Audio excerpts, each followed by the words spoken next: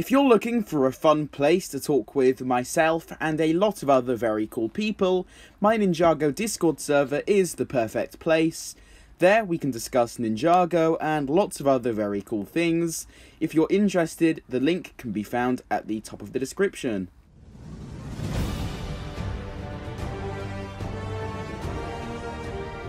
I'm not too sure about you guys, but for me, 2018 was an absolute godly year for Ninjago.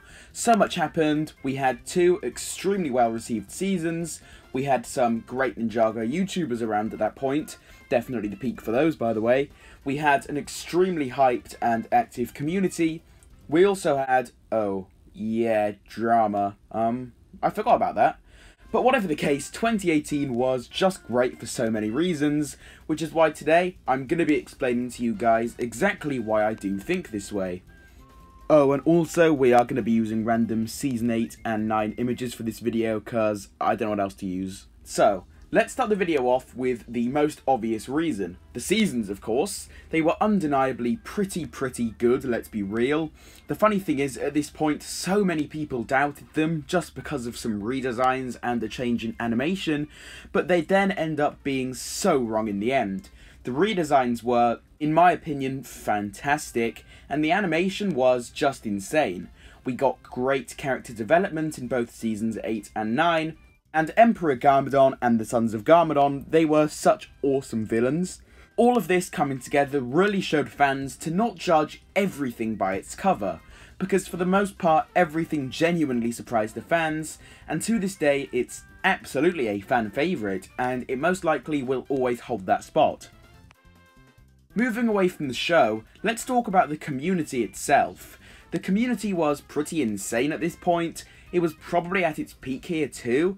I don't really think any other years beat out this one, at least not by much, and this was a big reason as to why 2018 as a whole was just phenomenal. Now, at this point I wasn't really all that involved with the main portion of the community on places like Discord and Twitter, but I certainly still felt the hype around the community, and it was such a great experience. This is honestly the biggest reason as to why I think it was the best year. There was just always something going on, and while yes, some of it was toxicity and drama, I still think it was a pretty fun time, and this is still a huge factor as to why I personally believe 2018 was the best year. Expanding on what I literally just said, the hype was insane throughout pretty much the entire year. At first, people were still not too sure about the whole thing because of the changes, but as soon as Season 8 was released, the hype really went into full effect. And this was probably the most hyped I've ever seen this community. It was just insane. There was always new information and new leaks coming out, and basically every single time this happened, the community immediately began talking, and people got hyped immediately. Which is still present nowadays of course, but it hasn't been nowhere near as active and as hyped since 2018, which is why I will always remember this year for that specific reason. Next, I'd like to talk about the Ninjago YouTube scene at this time. Now, I wasn't a YouTuber then, I wasn't around really at all.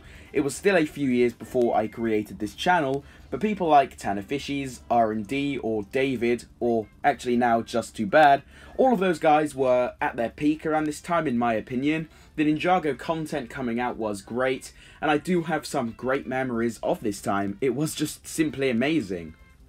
Now finally I'd like to address the set waves. Personally, the Season 8 set wave was my least favourite part about Ninjago 2018, if I'm being honest, but the Season 9 wave, honestly, it was just fantastic. From everything to the builds, minifigures, all of it, it was just so great, and I just loved the steampunk aesthetic they went for. It was simply great, and this really topped the whole year off for me. With this being said, these were the main reasons as to why I think 2018 was the best year for Ninjago. Do let me know in the comments if I should do a worst year for Ninjago. I think that'd be pretty interesting. Aside from that though, what was your favourite year for Ninjago and why? I'm interested to hear some other opinions on this topic. As usual, if you did enjoy today's video, please do leave a like on it. It helps out so much. If you want to go that extra mile to help support the channel, make sure you're subscribing and considering turning on post notifications. That way, you'll never be missing out on any other future videos from me.